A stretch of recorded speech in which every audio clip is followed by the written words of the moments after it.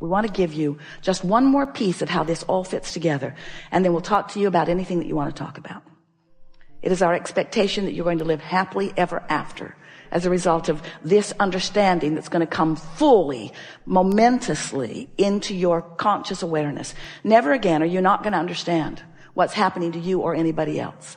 You're going to understand the laws of the universe so vividly that you will never again wonder why it's happening to you the way it is, why it's happening to anybody else the way it is. And further, you're going to gain control, not all at once, not in one day at the fair, but you're going to gain control of your own vibrational output. And when you do, you will access the leverage of the energy that creates worlds, and you will find yourself with that magical energy and power and alignment and vitality and invincibility that you were born to experience. It's who you are. It's how it should be for you. So we've been talking to you about law of attraction for a very long time, haven't we? And many people are beginning to understand it. Many are misunderstanding it. But we want you to understand that law of attraction is responding to the vibration of that which is you. We also want you to understand that you've got two vibrational things going on at any point in time, because you were source energy before you came into this physical body. And even though you were born into this body, that larger part of you still exists. It is a vibrational you. It's a vibrational, co-creative you. And it's pure positive energy. So here you are in your physical body, sifting and sorting, knowing what you don't want, knowing what you do want, all day, every day, have been for a very long time, launching preferences, clear preferences of what you prefer. And each one of these vibrational launchings is received by the larger part of you. In other words, vibrationally speaking, the source within you is evolving and expanding as a result of the life that you're living here in this physical body. When you see someone hungry, you want more food for your planet. When someone is rude to you, you want nicer people in your life and in the lives of others. In other words, you are constantly expanding and improving through the life that you are living. And the source within you is taking that expansion immediately.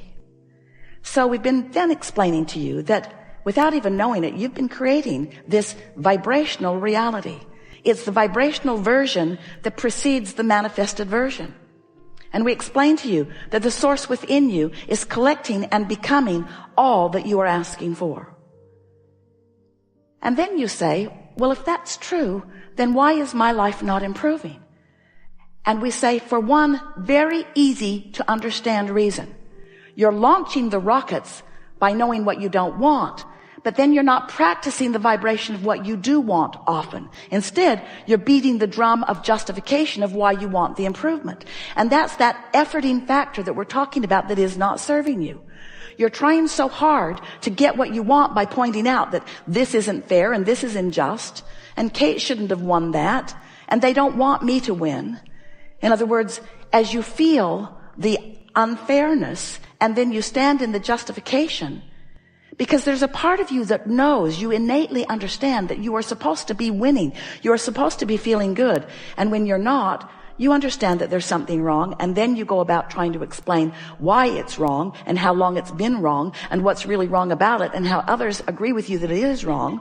So you continue to practice the vibration, a frequency that disallows what you want. So in order to help you bridge that gap between who you've become and who you're allowing yourself to be, we are offering a series of analogies. We want you first to understand that there is a vibrational version of you that you have access to, but you have to practice yourself into alignment with it. And on some subjects, that's easy for you to do because you've been practicing it, and on other subjects, it's more difficult for you to do. So then we began explaining to you, yes, there is the non-physical version of you, which you are contributing to constantly. This is just not the non-physical part of you that was before you were born that now you're trying to catch up with. This is the non-physical part of you that has been expanding and evolving as a result of the life that you're living here in this physical body. So this vibrational version, this vortex version of you exists. It is a reality that you have access to, but you've got to find the frequency. Just like you've got to broadcast and receive with your transmitting mechanisms. You can't set your radio dial on 101 AM and receive what's being broadcast on 97 FM. You have to be on the frequency that the broadcast is coming from. So this vortex version of you is broadcasting this prosperous, vibration of well-being, of alignment, of co-creation, of rendezvousing with all good things. The question is, are you on that frequency? And the answer is, if you feel good, yes. If you feel bad, no. Positive emotion means you're on the frequency or moving in on it, and negative emotion means that you're not. So then, as we've watched you, we've been calling this gathering the art of allowing for a number of years, because it's all about you figuring out how to allow that alignment. You figuring out how to hold a frequency consistently enough that you own it, that you know it, that you are it, that you be it. To establish a point of attraction with enough consistency that you allow momentum. Did you get that? Enough consistency that you allow momentum. Because when you say, I want it, but there's no momentum. I would like that, but you see, it's been hard for me. I want that, but my life's been very difficult for a very long time.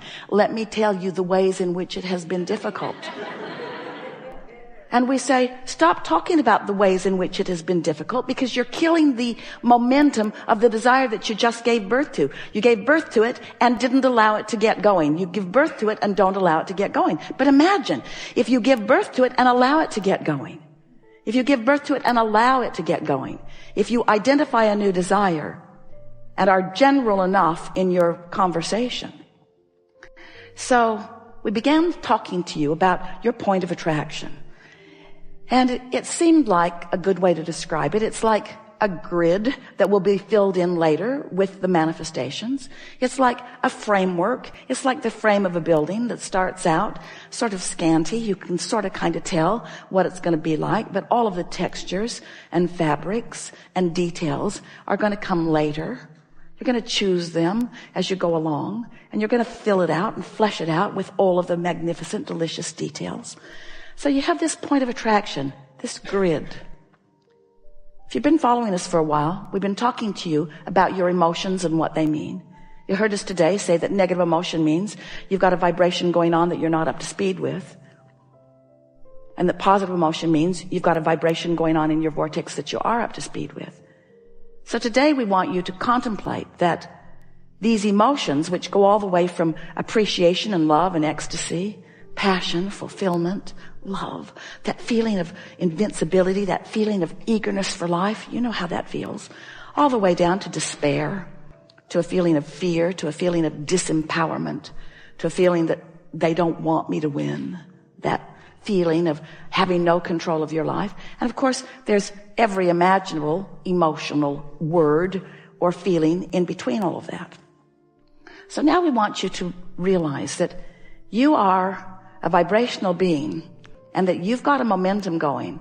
So we'd like you to envision this spinning disc, this pure, positive energy disc, this high-flying, good-feeling point of attraction that somehow, some way, you've managed to get on. And we want to say to you, it's pretty easy first thing in the day before something happens, before you read your email, or before you see another person who is irritating, or before you start remembering what went wrong yesterday. In other words, you can get on that high-flying disc pretty easily because you wake up there. And if you don't do that thing you usually do that causes you to choose a lower disc, then there you fly for a little while.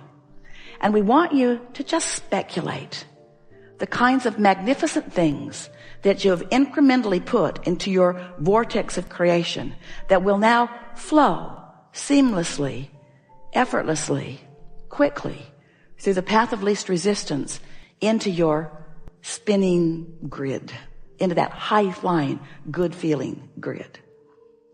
Esther's been having a lot of fun with this visual because she's discovered that if she cares about getting on it, she most always does. And if she cares about staying on it, then she's mindful of the 17-second scenarios that might take her from it.